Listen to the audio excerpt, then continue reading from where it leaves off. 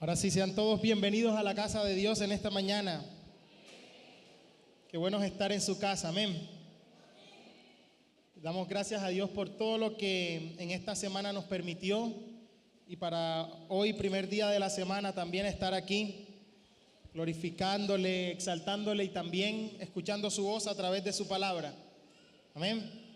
Vamos a seguir estudiando. Quien hoy viene por primera vez, le damos una cordial bienvenida y queremos decirle que hemos estado ya hace varios domingos estudiando una carta del Nuevo Testamento que es la carta de Santiago y que estamos estudiando una serie que le hemos puesto la fe en acción en esta carta y que hoy vamos a extendernos desde el versículo 13 hasta el verso 18. Esta ha sido una carta, una serie que nos ha permitido mirar cómo es en esencia la fe, qué es eso de la fe. Y que la fe genuina es una fe que se ve. La fe que se ve es la que es. La fe no es un concepto ahí abstracto, sino que se ve. Y la fe viva, hemos visto hasta este momento, produce muchas cosas. La fe verdadera, la fe viva produce paciencia en medio de la prueba.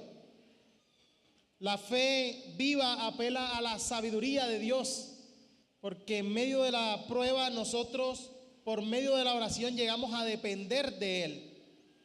Y la oración es el momento, es el medio por el cual podemos comprender el porqué de la prueba, de que Dios nos está perfeccionando, nos está haciendo perfectos y cabales, es lo que Santiago nos ha dicho. Y que no importa si se es rico o se es pobre, se tiene que tener la actitud correcta, y la fe es la actitud correcta, porque va a anticipar las bendiciones de Dios. Así que hemos visto ideas muy profundas y decíamos que el domingo pasado estudiábamos el versículo 12, que era un puente. Un puente donde Santiago cierra un tema para abrir otro. Cierra el tema de la prueba y ahora va a abrir un tema muy crucial para nuestro entendimiento como cristianos, y es el tema de la tentación. Si hay algo humano es ser tentado. Y si hay algo más humano todavía es echarle la culpa a otro de nuestros errores y aún de la tentación. Yo esta semana vi un video que me llamó mucho la atención, de un niñito que le dice a su mamá que un regalo se ha abierto. Y la mamá le pregunta, ¿y quién abrió el regalo? Y le echa la culpa a un perrito que tiene que se llama Max. Y le dice a la mamá, imagínate, Max abrió el regalo. Y entonces la mamá se lo queda viendo y le dice, sí, ¿cómo lo? No sé, pero abrió el regalo. Y la mamá le dice, bueno, vamos a ver las cámaras, a ver cómo lo abrió. Mira. Y se pone a llorar ese niñito. No miren las cámaras, no miren las cámaras. ¿Por qué? Vamos a ver cómo Max abrió el regalo. Y trae el regalo abierto y todo. Vamos a verlo. No vayas a mirar esas cámaras. Pues le dice, ¿no será que tú abriste el regalo? Y sí. Fui yo, y le dice, y hoy se pone a llorar para que no le digan más nada. Hay que calmarlo, terapia de respiración y todo. Y decía, mira, qué impresionante, desde niño, ¿cierto? Trasladar la responsabilidad de nuestros actos a que sea. Él no encontró a nadie más que el pobre Max que estaba por ahí. Entonces, hoy Santiago va a tratar algo muy similar en medio de todo esto. Y para entenderlo, ya habíamos hablado de esto, pero es importante repetirlo. En el griego la palabra prueba y la palabra tentación es la misma palabra, la palabra peirasmos. Es una palabra neutra y dependiendo del contexto es que uno sabe si se puede traducir como prueba o como tentación. Cuando es algo que incita al mal, algo que va a tener una connotación de actos malvados, se traduce como tentación. Y decíamos que la palabra peirasmos es la misma palabra o de donde proviene la palabra pirata, ¿cierto? O peirates, alguien que ataca con el fin de hacer daño. Y ahora Santiago va a hacer la distinción entre lo que trató al principio hasta el verso 12, que fue el tema de las pruebas, y ahora nos va a hablar de cómo se trata la tentación. Así que ubíquese por favor en Santiago capítulo 1 y vamos a leer desde el verso 13 al 18.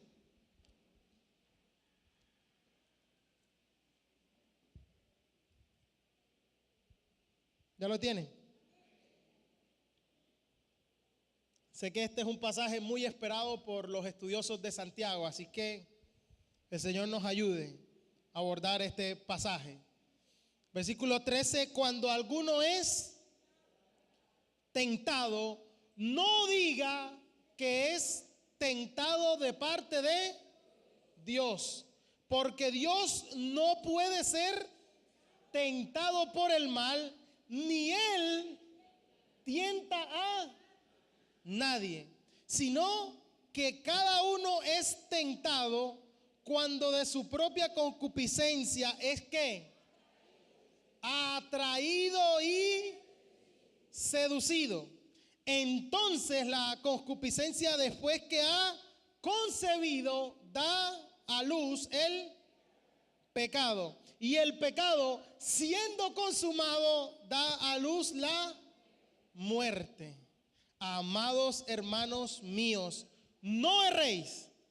Toda buena dádiva y todo don perfecto desciende de lo alto, del Padre de las luces, en el cual no hay mudanza ni sombra de variación. Él, verso 18, de su voluntad nos hizo ¿qué? Nos hizo nacer por la palabra de verdad, para que seamos primicias de sus criaturas. Hay un fuerte contraste de todo lo que Santiago ha dicho hasta el momento y esta sección. En la sección anterior de las pruebas veíamos un proceso que conducía a la vida y que finalizaba con la corona de la vida, una condición espiritual, apuntaba a la justicia, a la sabiduría, a las bendiciones. Ahora en esta sección encontramos una respuesta incorrecta, y la respuesta incorrecta va a conducir ¿a dónde? Según el texto. En últimas, a la muerte. Es lo que está diciendo el texto. Estudiamos el proceso de la prueba, donde Dios nos está perfeccionando y conduce a la vida, y ahora entramos a estudiar el proceso de la tentación, que si no es interrumpido conduce a la muerte. Y en el mismo texto de hoy hay fuerte contraste también. Del versículo 13 al 16 nos está hablando de ese proceso de tentación que lleva a muerte, pero miren cómo cerró en el verso 18 y 17 de que Él nos ha hecho nacer, ¿cierto? Nos hizo nacer, esa expresión que está allí, es la misma expresión que está arriba para decir el pecado da a luz la muerte, una vez ha concebido.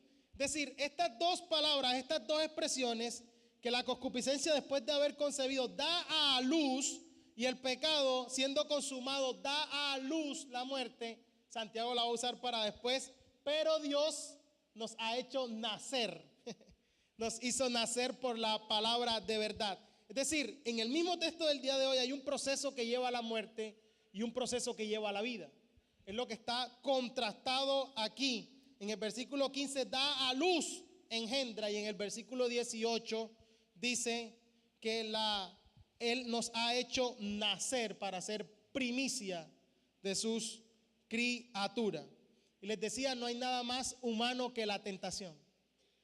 Todos hemos sido tentados y todos seguiremos siendo tentados mientras estemos en este cuerpo. Amén. Amén. Ningún ser humano puede escapar de la tentación. Y decía que parece que la tendencia más humana todavía es responsabilizar a otro de lo que nos sucede, o cuando cometemos alguna falta, un pecado producto de nuestra tentación. Desde el principio, la principal característica del pecado es trasladar la culpa. Siempre ha sido así. Desde niño lo hacemos, y esto es lo que sucede en el jardín del Edén, ¿cierto? Cuando Dios confronta a Adán en el jardín del Edén, ¿qué sucede? ¿Qué dice Adán?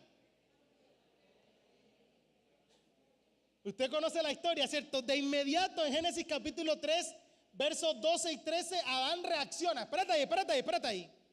Yo no soy culpable. ¿Es culpa de quién? La mujer que me diste por compañera. Desde ese momento Adán se convirtió en el santo patrono del que culpa a su mujer. ¿Cierto que sí?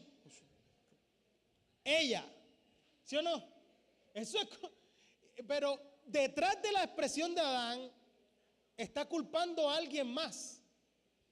Adán no solo está culpando a la mujer, Adán está haciendo algo peor. Adán está culpando a Dios, porque esa mujer me la diste tú.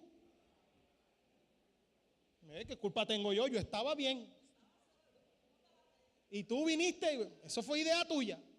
Es decir, en última, está responsabilizando a Dios de lo que sucedió.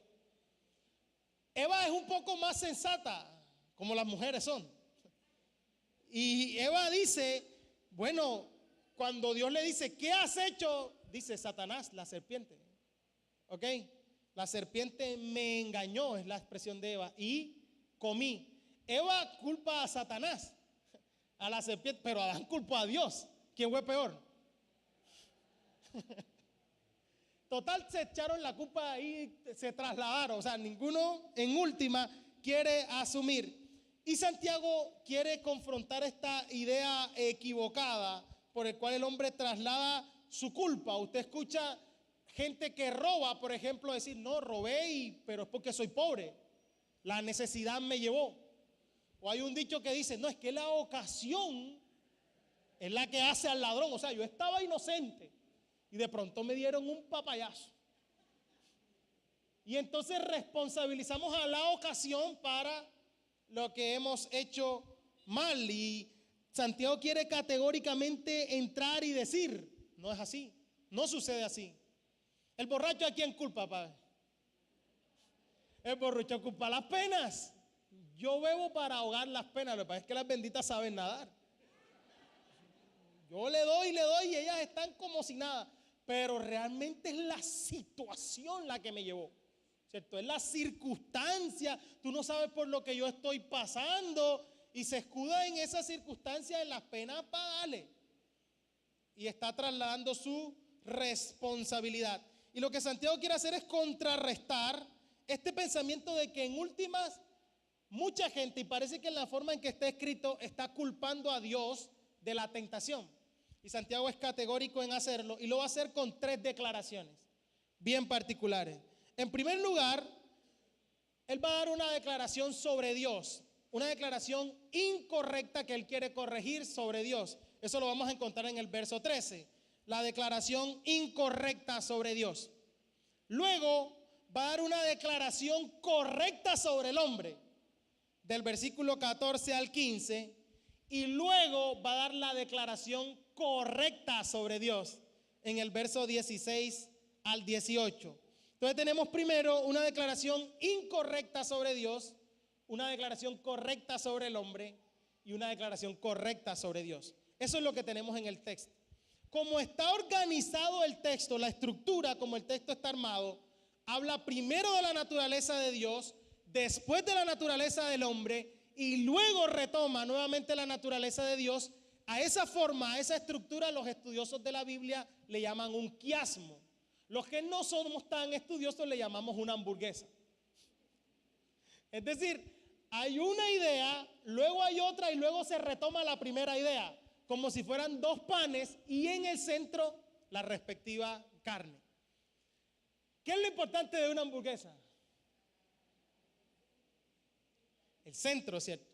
Entonces, esta manera de escribir de los hebreos es para dar énfasis a lo que coloca en el centro. Entonces, coge una idea, la deja suspendida, luego escribe la otra idea en la que quiere hacer el énfasis y luego retoma la primera idea que tenía, para que todo el peso esté en el centro. Entonces, Santiago divide la naturaleza de Dios, de lo que va a hablar de la naturaleza de Dios, en 2 secciones. En la primera habla la declaración incorrecta.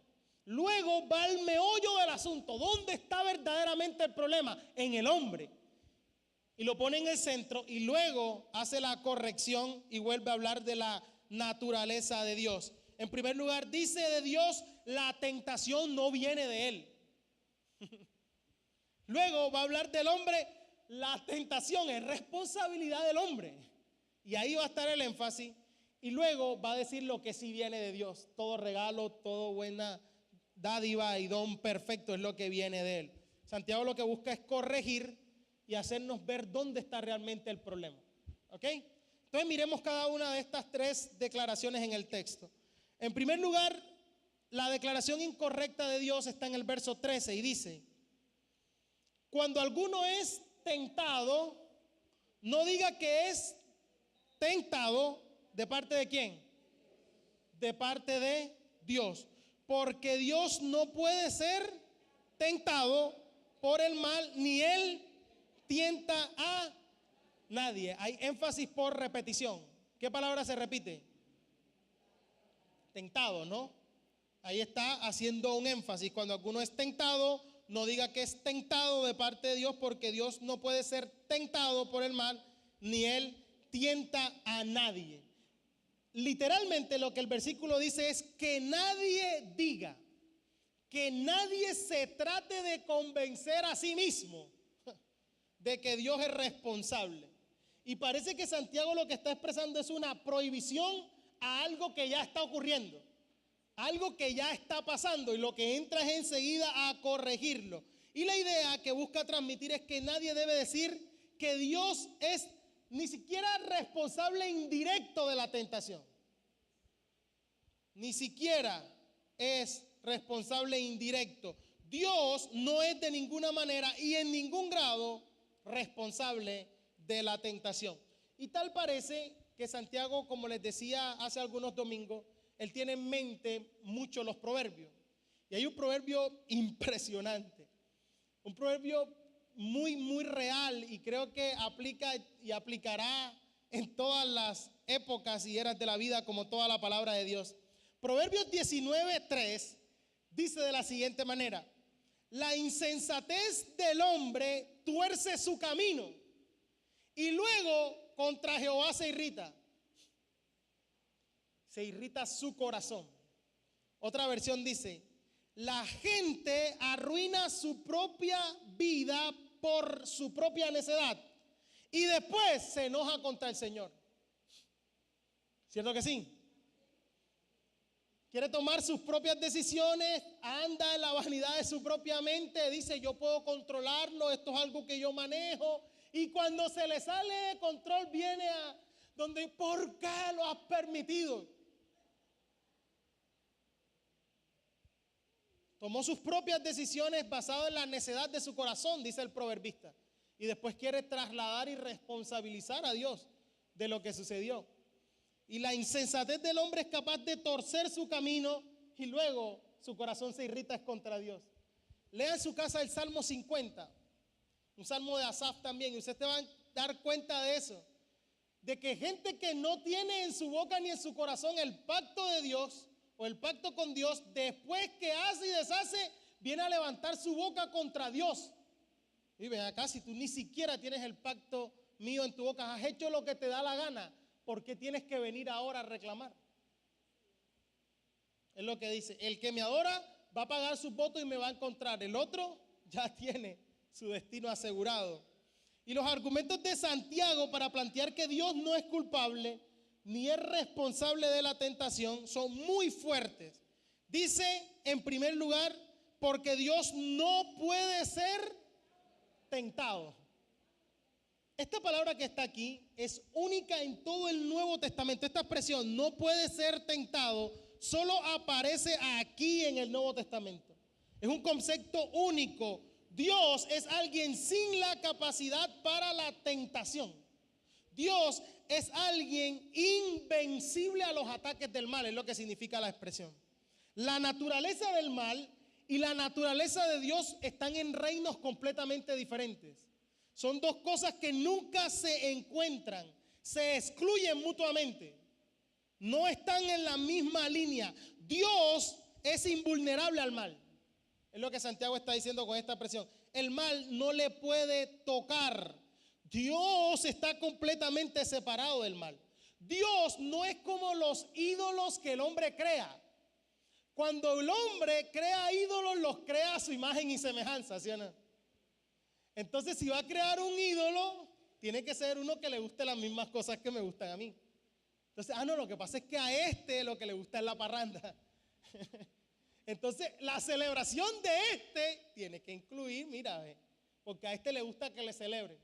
Decía un amigo una frase que a mí me encanta porque sacó, yo no sé de qué programa, decía: Dios pagano, Dios bacano.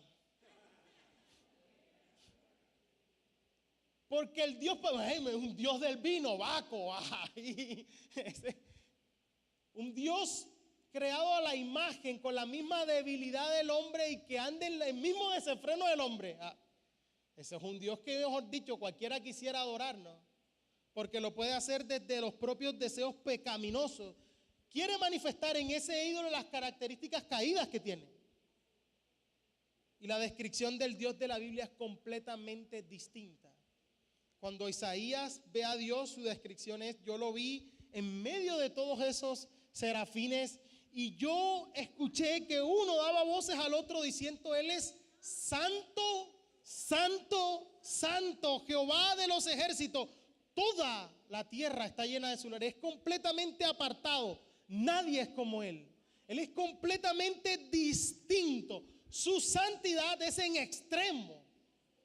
Santo, santo, santo. Y esa misma santidad es la que ahora Dios imparte a los suyos.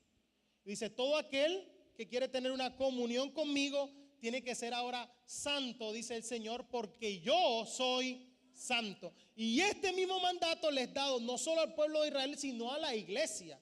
La iglesia, que es su pueblo, tiene que ser santo, apartado, en un reino completamente distinto al del mal. Hemos sido rescatados de las tinieblas a su luz admirable. Amén.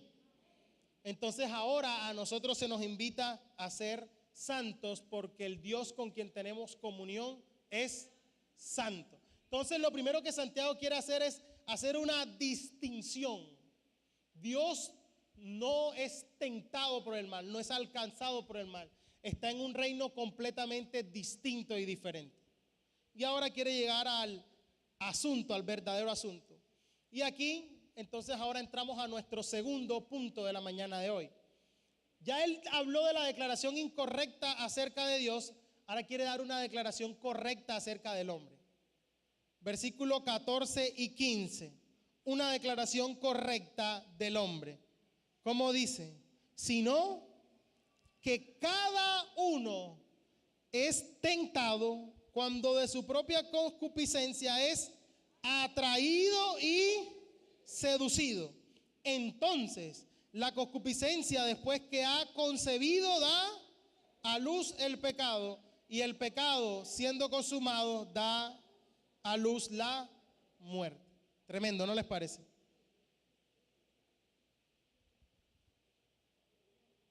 Santiago ahora pasa a hablar de la naturaleza de Dios a la naturaleza del hombre. ¿Cuál es la disposición espiritual caída del hombre que nos hace susceptibles a la tentación? Y fíjense cómo inicia diciendo cada uno. La tentación es universal. Cada uno, todos los seres humanos somos tentados sin excepción alguna. Esta es una realidad continua, una realidad ineludible. Todos lo enfrentamos. ¿Y esto cómo ocurre? Dice en primer lugar, cuando de su propia concupiscencia es atraído y seducido. Solo hay dos casos en los cuales la tentación provino completamente del exterior. Y no fue un deseo exterior incitando una concupiscencia interior. Esos dos casos son, en primer lugar, Adán en el Edén, ¿cierto? La tentación provino completamente externa, y Jesús en el desierto. La tentación es completamente externa. Adán, ¿por qué falla en el Edén? Adán en últimas falla por dejar la palabra de verdad. Es decir, todo el mundo dice: no, es que comió. Sí, pero devuélvete. Cuando tú miras la tentación de Adán y Eva en el Edén, tú lo que logras entender es que su tentador está torciendo la verdad de Dios. Y lo primero que le dice es: con que Dios les ha dicho, ¿cierto? Y le tuerce lo que Dios dijo, y Eva la corrige y le dice: no, él lo que nos dijo es que de todos podemos menos de este. Le dice: no, no es así. Lo que pasa es que Él no quiere que ustedes sean como Él, semejantes a Él, sabiendo que es el bien y el mal. Esa es la verdadera tentación. Es decir, en última se le está diciendo al hombre: sé tú mismo quien decide qué está bien y qué está mal. Tú no necesitas de Dios para eso. Eres tú quien puede determinar qué es lo bueno y qué es lo malo. ¿Y qué no es ese el conflicto moral de nuestros días? Que es el ser humano quien quiere determinar lo que está bueno y lo que está malo. Somos nosotros mismos los que pretendemos, y toda esta crisis de inmoralidad, de todos los puntos de vista que usted lo vea, es precisamente porque es el hombre quien quiere decir, no, a mí no me parece que eso sea malo y yo tengo libre desarrollo de la personalidad y yo voy para adelante. Es decir, nadie quiere un estatuto universal y absoluto. Y esa es la tentación en el Edén. Dios lo que no quiere es que tú seas como Él. Quiere ser Él el único que diga que está bien y que está mal. ¿Y tú por qué no puedes? Y ahí está la verdadera tentación. Y entonces la tentación en el Edén tiene que ver con dejar la palabra de verdad. Tan pronto ya comenzaron a dar vueltas, dice, oye, ¿será verdad? ¿Será que esto que Dios dijo sí será así? O de pronto no es tan así. En el momento que deja la palabra verdad, cae. Jesús en el desierto, el postrer Adán, enfrenta una tentación también completamente exterior. ¿Y en qué radica el triunfo de Jesús en el desierto? En que se aferró a la palabra de verdad. Su victoria fue usar la palabra de verdad. Escrito está, Dios dijo. Entonces, en lo que Adán fracasa al dejar la palabra de verdad, Cristo triunfa usando la palabra de verdad. Y lo que Santiago nos quiere decir ahora, al final, la propuesta y a donde vamos a llegar en el verso 18, es que sí hay un grupo de los que no van a ceder a la tentación. Y el grupo de los que no van a ceder a la tentación son los que nacen de nuevo. Y estos que nacen de nuevo, nacen por la palabra de verdad. Y esos nacidos de nuevo que se aferran a la palabra de verdad, tienen todas las herramientas para no ceder a la tentación. Esa va a ser la propuesta de Santiago. Porque hay un problema interno. En el resto, sacando los casos del Edén y sacando el caso de Jesús, toda manifestación externa va a incitar un deseo interno en cada uno de nosotros. Que es lo que ahora Santiago llama concupiscencia, un deseo interior. Y miren el resto de los casos cómo se dan las etapas. En primer lugar dice que es atraído y seducido. Estas dos imágenes Santiago las retoma de la caza, de la pesca, de capturar un animal. Atraído significa quitar arrastrando, es una trampa tentadora. Es algo que se coloca con el fin de que algún animal ingenuo venga y caiga. Entonces, así como cuando usted ve ahí en Animal Planet, el cervatillo no sabe que está siendo observado. Camina en medio de la selva. No sabe que hay una trampa. Así. Está acechando la trampa. Y el otro término que usa es seducido. Es lo que hoy sería en términos de pesca la carnada. Lo que se pone, el cebo que se pone allí. ¿Cuál es el propósito de la carnada? Atraer la presa. ¿Para qué? Para capturarlo y después matarlo. ¿Cierto? La imagen es muy gráfica, es muy dura, porque tanto los animales como los peces son atraídos por la trampa y la carnada. ¿Por qué? Porque ese cebo es atractivo. Porque es algo que les llama la atención. Luce bien, huele bien, apela a su sentido. Y cuando despierta eso, ese deseo tan grande de coger esa carnada, ese cebo le hace ignorar todos los peligros. Baja automáticamente todas las defensas y mira, pasa por alto todo. Y cuando ya se da cuenta, es demasiado tarde. Esta es la imagen que está aquí de atraído y seducido. Entonces lo que Santiago quiere decir es que el proceso de la tentación dice que nosotros, nuestra propia concupiscencia es atraída y seducida a cosas que apelan a nuestros deseos carnales. La palabra concupiscencia también es una palabra neutra. Concupiscencia puede ser buena o puede ser mala. ¿De qué depende? De aquello que se desea y para qué se desea. ¿Cuál es la motivación? Es decir, ese deseo fuerte y profundo, ese anhelo no solo de tipo sexual, porque siempre se ha pretendido decir que concupiscencia es solo el deseo sexual, no. Un deseo por cualquier cosa, pero cuando el deseo es malo y con fines malos, entonces es que se vuelve fuerte, profundo y peligroso. Entonces el pecado se nos presenta como algo atractivo.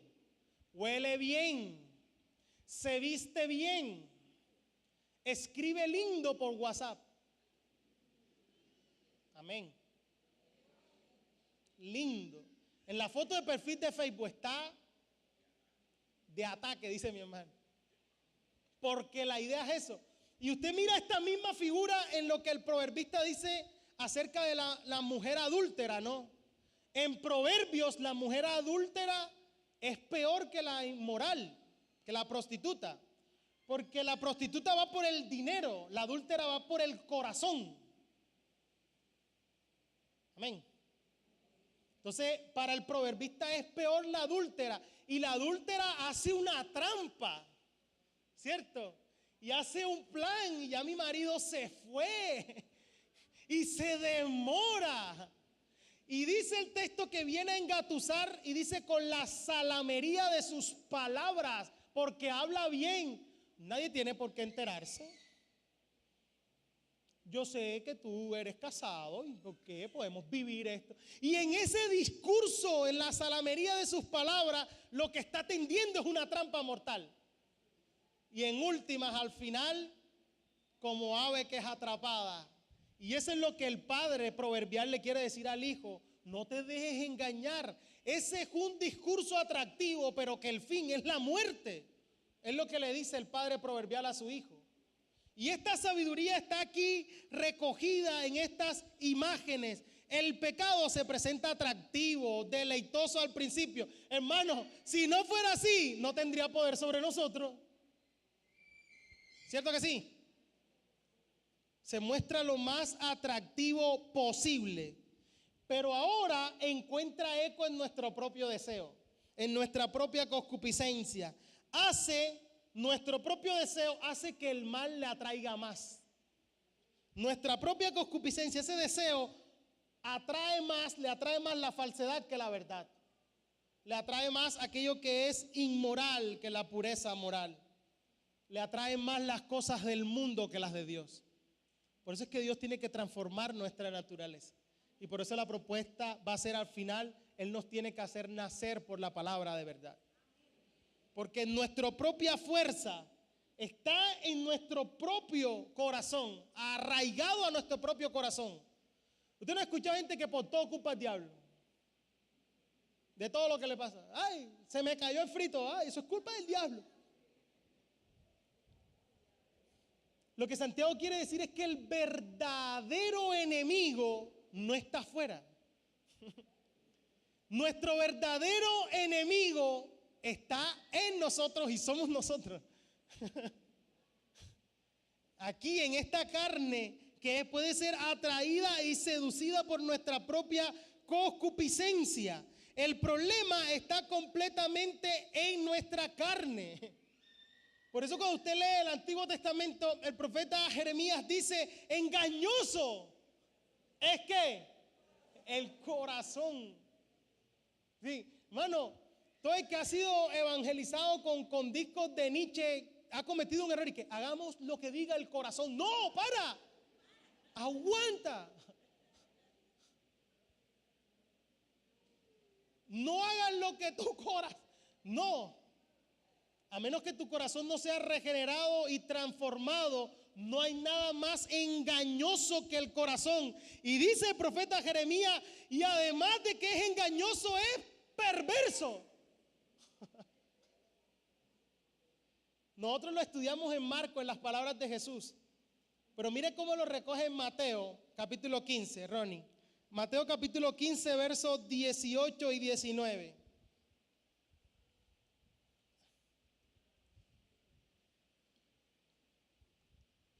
Esta es la discusión de qué es lo que contamina al hombre. Y están discutiendo si se come o no se come con las manos lavadas según la tradición, según el rito religioso. Y esta es la respuesta de Jesús. Mateo capítulo 15, verso 18 dice, pero lo que sale de la boca, ¿de dónde sale? Del corazón sale. Y esto contamina al hombre, Porque del corazón sale, miren la listica. Del corazón sale uno, los malos pensamientos, los homicidios, los adulterios, las fornicaciones, los hurtos, los falsos testimonios, las blasfemias. Estas cosas son las que contaminan al hombre, pero el comer con las manos sin lavar, no, te están peleando y que si me lavo o no me lavo las manos. Y lo que realmente tienen sucio es el corazón.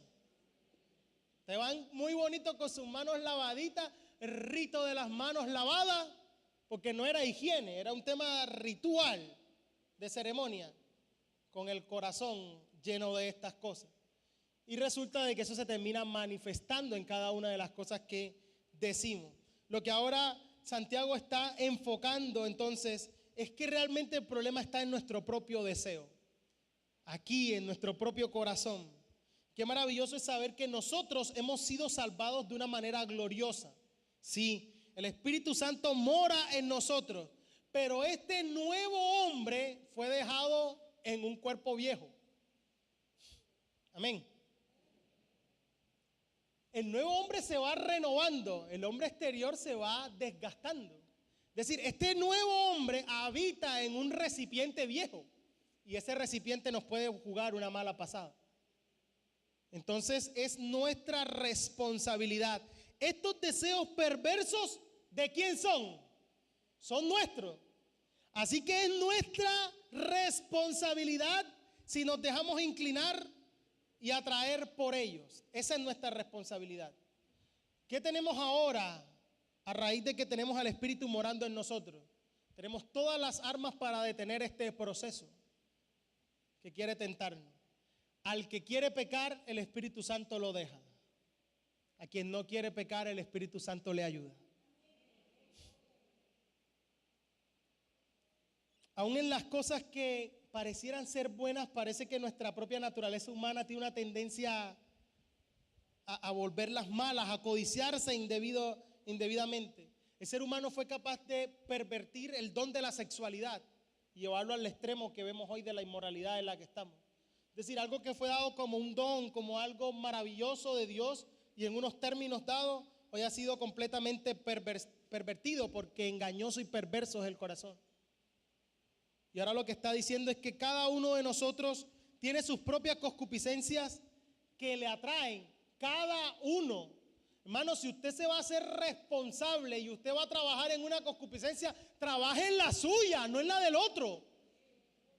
Hay uno que anda pendiente más de la concupiscencia del otro que la propia. Si viste, no sé quiéncito, sí le gustan las mujeres. Hay gente que está trabajando en no. Cada uno de nosotros, y quizás lo que me atrae a mí no es lo mismo que te atrae a ti. Y entonces el enemigo de nuestra alma y todo lo que está alrededor y el mundo y todo lo que se opone a Dios sabe cuál es el queso que le gusta a cada ratón. ¿Cierto? Algunos será el dinero, algunos será que no puede recibir una llamada porque le tiemblan las piernas, algunos será lo que ve, lo que oye. Es decir, cada uno tiene que identificar y cada creyente tiene que estar preocupado por su propia concupiscencia, por su propio deseo y tiene que trabajar porque esa es el área donde va a ser tentado. Esa es el área que va a ser incitado. Lo que sí tenemos en común todos los que estamos aquí es que tenemos alguna área. Todos tenemos alguna. Lo que es diferente es cuál es el área. Y tenemos que trabajar porque somos susceptibles a ella y tenemos la responsabilidad de responder adecuadamente a ellas. Hay un dicho que dice, hermano, usted no puede evitar que los pájaros vuelen sobre su cabeza, pero sí puede evitar algo, que hagan nido en ella. Es decir, nosotros vivimos en un mundo caído y la tentación está allí tratando de incitar nuestro sentido en tantas formas, a un clic de distancia, en aquello que vemos, en una novela, en un mensaje que nos llegó a WhatsApp, en un clip en Facebook, con una llamada, con una propuesta. Está allí a un paso. Eso no lo podemos evitar. El problema es cuando eso externo apela ahora a mi deseo interior y mi deseo interior ahora lo abraza y lo codicia. Ahí comienza el problema. Y miren el proceso, como lo dice Santiago en el verso 15. Está ese deseo interior, entonces la concupiscencia, después que ha concebido, ¿qué hace? Primero concibe y después nace un bebé llamado pecado. Y el pecado, siendo consumado, da a luz la muerte. Fíjense que ahora cambia de figura. Cambia la figura de la caza, cambia la figura de la pesca y ahora pasa a la figura de una madre que concibe. La concupiscencia es una madre que concibe. ¿Ok? Cuando encuentra ese eco, esta tentación exterior, ahora se encuentra con mi propio deseo interior. En ese punto, cuando hay conexión, entonces nuestra concupiscencia, en primer lugar, que comenzó como una emoción, como un anhelo, que incluso pudiera estar ahí en el subconsciente sin que nosotros lo sepamos, ahora va creciendo el deseo de adquirir, el deseo de lograr, el deseo de hacer, ¿cierto?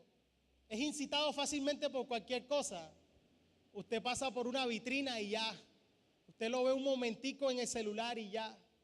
Es decir, es susceptible a cualquier cosa en fracciones de segundo. Y este deseo se desarrolla y ahora capta toda nuestra atención. Ahora no pensamos nada más que en eso. Es algo que vemos, algo que oímos, algo que por ahí nos llegó apelando a nuestro sentido. Y ahora en nosotros se produce el fuerte deseo de tenerlo o de hacerlo. Ese es el proceso o la forma en la que el proceso inicia. Pero el proceso ahora se traslada a otro lugar. No es solo el deseo o mis emociones, sino que ahora el terreno donde se va a librar esta batalla es mi mente. Es decir, después el siguiente paso está más relacionado con la mente que con las emociones. Y es que comenzamos a justificarnos para hacerlo, ¿cierto? Esa justificación, cuando comenzamos a pensar en ese objeto deseado y nuestra mente comienza a elaborar una justificación, para eso trabaja. Tú te lo mereces. Este es el momento. Ahora o nunca. No predicas el domingo. Este mes no predicas. Es decir, algo en tu mente comienza a trabajar el proceso de la tentación. Esto ni siquiera tienes que decírselo, es automático. Nuestra mente lo hace automáticamente. Una vez nuestro deseo interior abrazó eso, enseguida nuestra mente va a comenzar a justificarlo. Tranquilo que lo puedes hacer. Eso no está tan mal. Nadie se va a dar cuenta. Escúcheme bien. Nadie, absolutamente nadie peca sin haber pensado. Por eso no hay nada más ridículo que la expresión cayó en pecado, ¿no? Porque cayó en pecado es como si el tipo fuera así. Le tiraron su huequito y ¡guau! Ni se dio cuenta en qué momento ¡ay! Ese hueco estaba ahí, no me di cuenta. O como la historia que echó una amiga que un día llamó al esposo y le dijo, mira, ¿tú dónde estás? Y él contestó, no sé para dónde me llevan los compañeros de trabajo, no sé para dónde vamos. Y ella contestó, vamos para Barranquilla, para un partido de Colombia. ¡Ah! Mija, imagínate, vamos a ir que para Barranquilla. No sé para dónde me llevan. ¿Usted cree eso? Entró un partido de Colombia a las eliminatorias así por así, ¿no? Es decir, ya hay un proceso que se ha dado, ¿no? Ya hubo un deseo, ya se abrazó el deseo, ya hubo una planificación y una justificación. Lo que él no pensó es que la iban a llamar en ese momento. Le hubiese parecido a las 12, 2 de la mañana y con una bandera de Colombia aquí o que la cámara de la transmisión lo hubiese.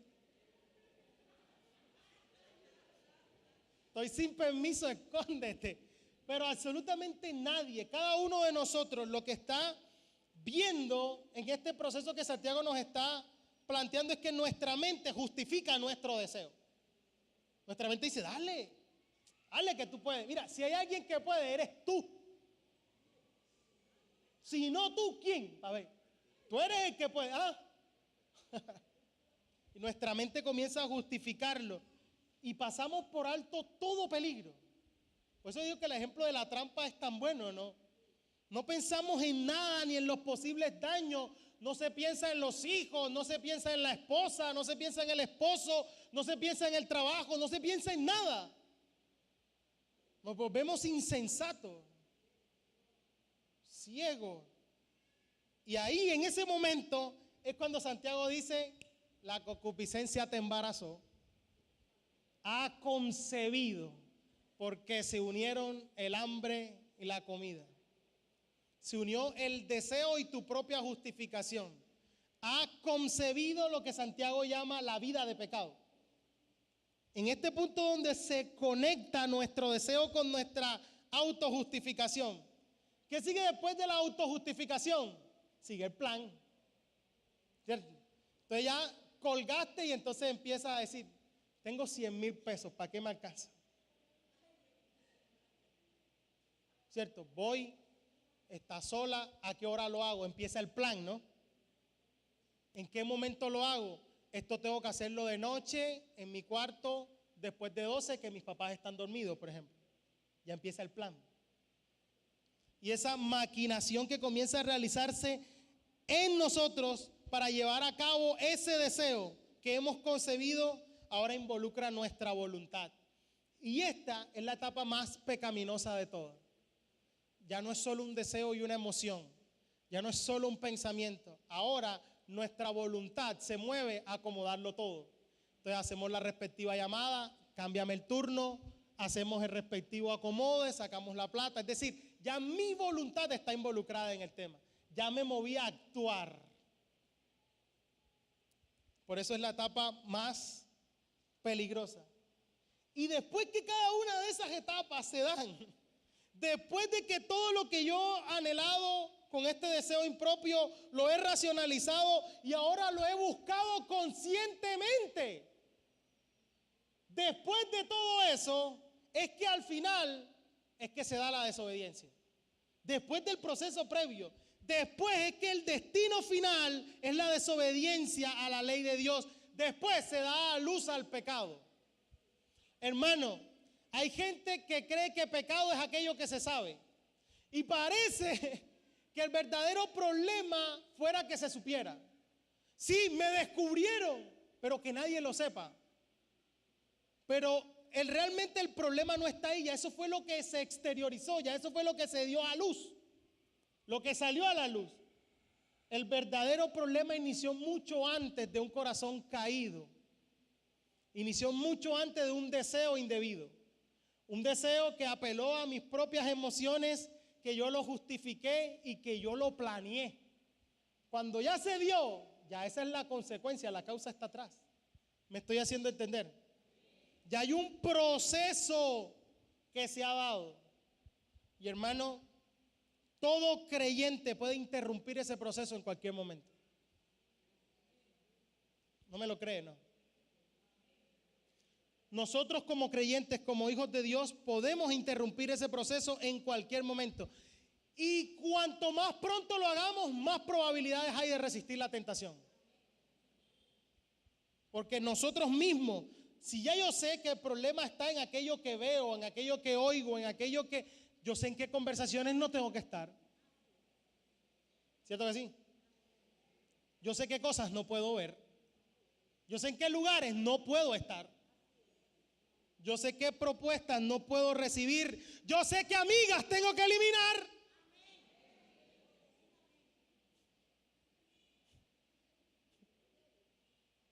No va. No cuentes conmigo para eso.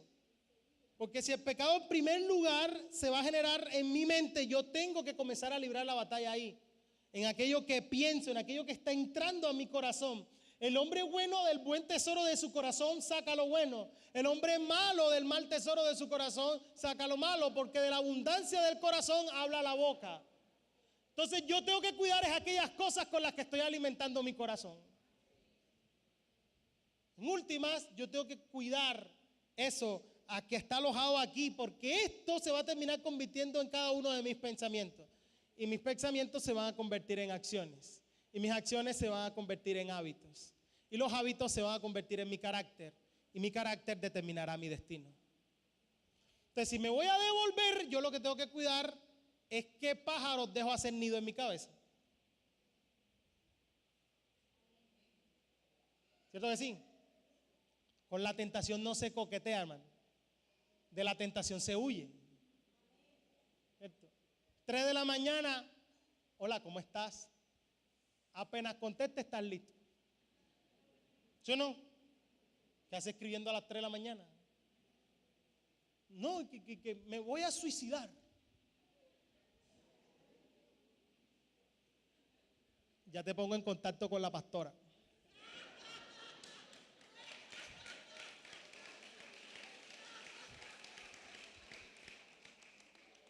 No, es que yo quiero hablar contigo. Bueno, ya usted sabe. Porque si el campo de batalla es ese, en mi mente, yo tengo que comenzar a librar allí. Es más, si la verdad de Dios está actuando en nosotros, uno de los ejercicios que yo procuro hacer, tanto conmigo como con jóvenes y con todo el que tengo la capacidad de hacer, son situaciones hipotéticas. ¿Cómo reaccionaría yo ante tal situación? ¿Cierto? Un maletín con 100 millones de pesos así. Luisfer, ¿cuánto hay? 100. ¿Cómo reaccionaría? ¿Y por qué tengo que hacerlo así? Porque tengo que hacerlo hipotéticamente a ver si mi reacción es bíblica o no. Porque yo en este simulacro puedo tomar las acciones necesarias. Oye, ¿será que? Le he preguntado a jóvenes, ven acá, ¿y qué haces tú si esa mujer se te desnuda? Pastor, no sé, ¿estás listo para la foto? Claro, porque si no eres capaz de tomar una determinación con la cabeza fría, ¿qué te hace pensar que con las hormonas en ebullición vas a tomar una decisión? Esa decisión se toma antes. Esa determinación se toma antes. Yo voy a evadir todo aquel lugar, toda situación donde es más probable que eso ocurra y no voy.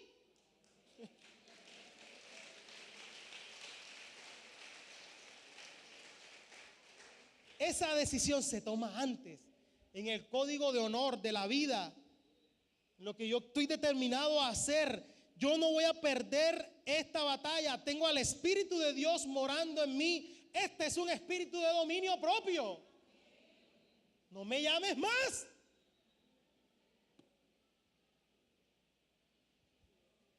Así que yo tengo que evitar todo aquello que podría incitar, todo lo que veo, todo lo que leo, con quién estoy, a dónde voy. Porque estas cosas se tienen que pensar antes. Aquello que podría incitar o atraer nuestras emociones a pecar. Y entonces me tengo que acomodar y tengo que buscar alimentar entonces mi vida de otras cosas. Entonces ahora debemos asegurarnos por encontrar la manera de estar en contacto con aquellas cosas que van a alimentar verdaderamente tu alma. Es decir, tu voluntad va a buscar en tu mente y en tus emociones. Que cuando tu voluntad quiera buscar algo y encuentre en tu mente, la encuentre saturada de la palabra de Dios. Y cuando ese joven tentado corre, dice, huye. Dice así, dice la palabra, paticas, ¿para qué te tengo? Y tu voluntad va a responder a aquello que encuentre. Pero aquel que tiene la mente llena de pornografía, ¿cómo va a responder? ¿Me hago entender? Y yo tengo que llenar mi vida de aquello, tengo que estar en contacto con aquello que va a alimentar mi vida de forma piadosa. La palabra de Dios, las conversaciones sanas. Tengo que rodearme de gente que me edifica.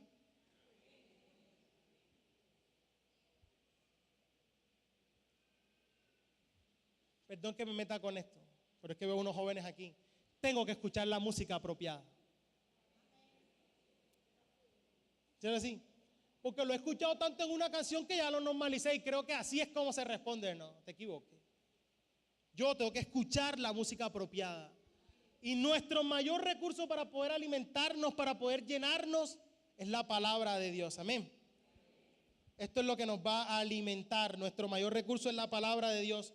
Y así como lo hizo Jesús en el desierto, escrito está, escrito está, escrito está. Solo van a vencer aquellos que por la palabra de vida han nacido de nuevo. Entonces, Santiago ya habló de una declaración incorrecta acerca de Dios, la declaración correcta de dónde está el verdadero problema. Y por último y en tercer lugar, ahora tenemos la declaración correcta acerca de Dios. Versículos 16 y 18.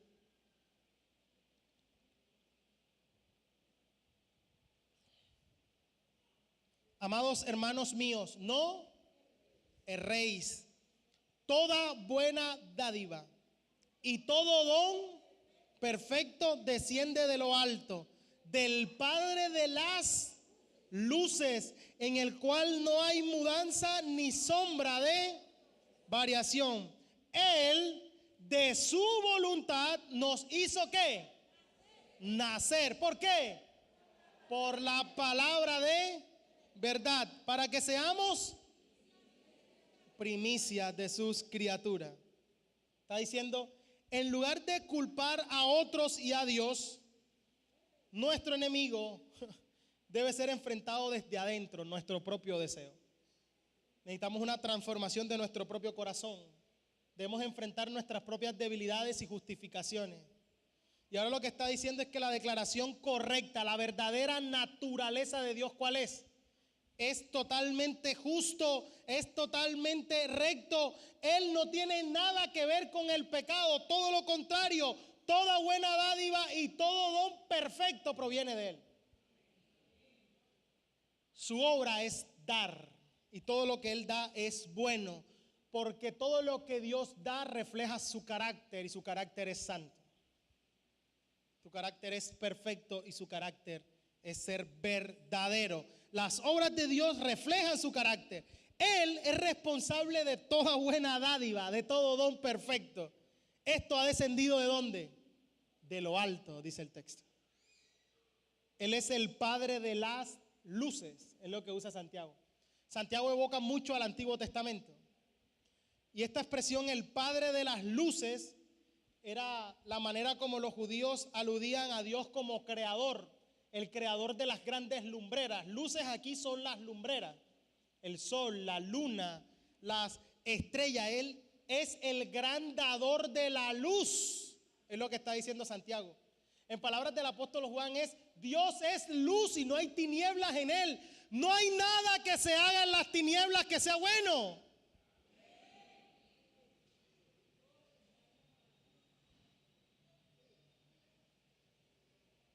Todo lo que está oculto en las tinieblas es malo. Y ahora Él es luz, el Padre de las luces, el gran dador de la luz. Ahora, estas fuentes de luces pueden variar en su rotación, en el día, en su intensidad. Pueden cambiar, pero en Dios, que es el Padre de estas luces, no hay mudanza. Él no cambia. En Él no hay sombra de variación. Qué figura impresionante. Lo que Santiago tiene en mente es Malaquías. Malaquías capítulo 3, verso 6. Porque yo, Jehová, no cambio. Por esto, hijos de Jacob, no habéis sido consumidos. Porque soy inmutable. Yo no cambio. Los cuerpos celestes pueden cambiar de posición, pero Dios no cambia. Dios es inmutable. Y esto es importante dentro del texto, porque nuestra naturaleza humana sí es susceptible a cambiar, la naturaleza de Dios no.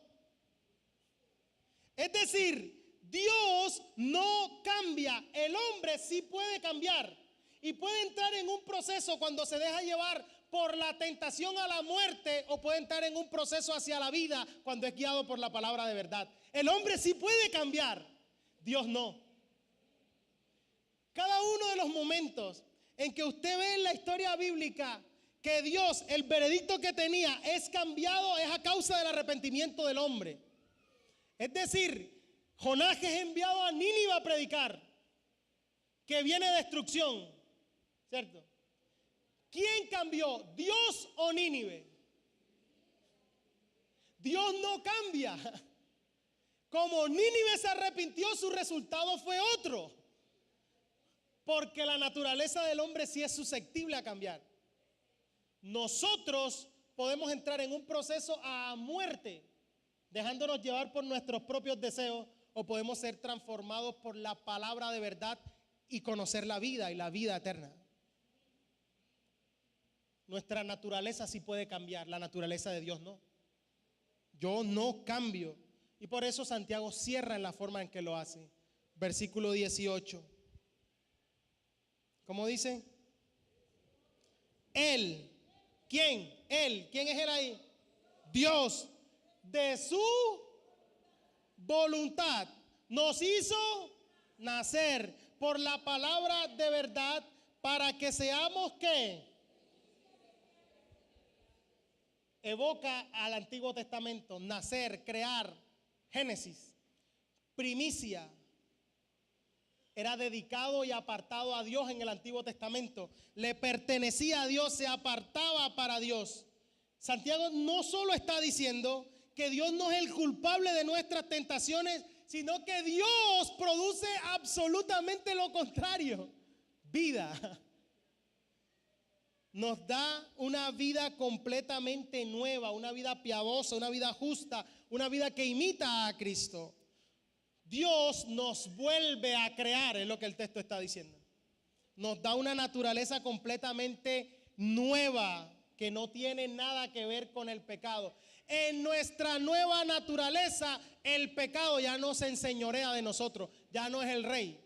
Es decir, que en esta nueva naturaleza, a pesar de que estamos en este cuerpo, ya le podemos decir al pecado, no, porque ahora mi rey es Él. Ya no te vas a enseñorear de mí. Esta nueva naturaleza, todo lo que usted necesita saber acerca de la nueva naturaleza, de la nueva vida, de la regeneración, está en el versículo 18 de este primer capítulo de Santiago. Ahí está todo. Es decir, si usted tiene que aprenderse un solo versículo sobre el nuevo nacimiento y la nueva naturaleza, está aquí, en el verso 18. ¿Quién lo hace? ¿Quién? Él, de su voluntad. En otras palabras, Él porque quiso. Levánteme la mano, ¿quién de los que está presente pidió nacer? Pidió nacer, que digo, bueno, voy a llegar a un acuerdo con mis padres. Por ahí vi un caso, no recuerdo bien dónde es, de un hijo que demandó a sus papás porque él no pidió en ningún momento que lo concibieran. Y los demandó. Porque esto es un acto donde los padres, ¿cierto?, en pleno uso de sus facultades, de su voluntad y por su capacidad, porque querían y podían y porque hubo avivamiento, así fue. ¿Me hago entender?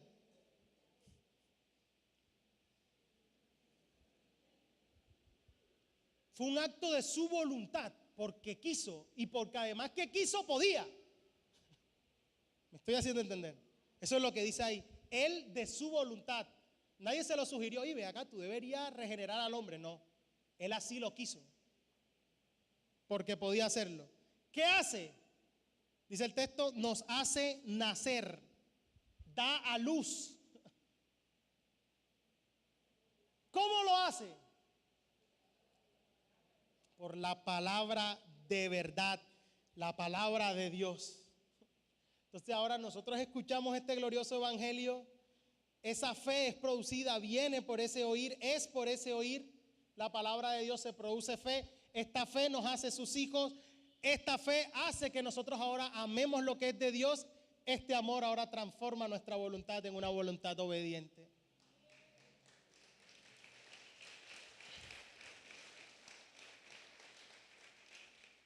Y la última pregunta, ¿para qué lo hace? Dice ahí, para que nosotros seamos primicia de sus criaturas, apartados para Él y para que el mundo vea lo que Él es capaz de hacer. Es decir, nosotros somos el prototipo, el modelo, lo que le muestra al mundo lo que Dios es capaz de hacer. A mí me parece maravilloso, porque Dios nos ha bendecido dándonos nueva vida, haciéndonos sus hijos. Así que estas son las 3 declaraciones de Santiago en este texto. Una declaración incorrecta de Dios, no, hermano, no erres. No erréis, dice el texto. Dios no tienta a nadie. El verdadero problema está en la naturaleza del ser humano. Y ahí es donde tenemos que trabajar, en que Dios transforme nuestro corazón y nuestra vida. Porque todo regalo, toda buena dádiva, todo don perfecto proviene de Él. Él es capaz de hacerte nacer de nuevo por la palabra de verdad. ¿Qué tal si oramos? Señor, te damos gracias en esta mañana por tu palabra y por la oportunidad de estar aquí. Gracias porque nos has traído con un propósito, Señor. poder contrastar estas dos naturalezas. Tu naturaleza apartada del pecado. Tu naturaleza, Señor, completamente santa, que has decidido impartir y compartir con nosotros. Tu naturaleza divina. Y que nos haces el llamado a nosotros también a ser santos, porque tú eres santo, Señor. Queremos, Señor, ahora con el entendimiento de tu palabra y orientados hacia dónde está el verdadero problema. En nuestro corazón engañoso, que es atraído y seducido en nuestros propios deseos, Señor. Pedirte que por medio de la palabra de verdad que solo tu Espíritu Santo es capaz de implantar en un corazón, que esta palabra purifique nuestra vida, transforme nuestro corazón, transforme nuestros deseos, y que nosotros ahora, como tus hijos, Señor, nuestra inclinación natural de nuestros pensamientos sea cambiada, Señor.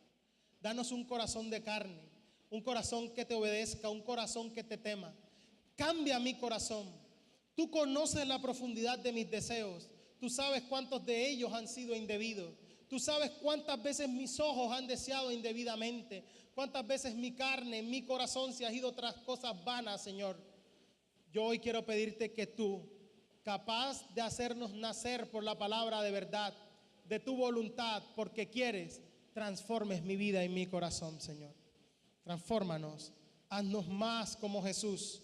Ayúdanos a entender esto, Señor, y que yo pueda ser primicia de tus criaturas, anunciando al mundo lo que tú eres capaz de hacer. En el nombre de Jesús. Amén y amén.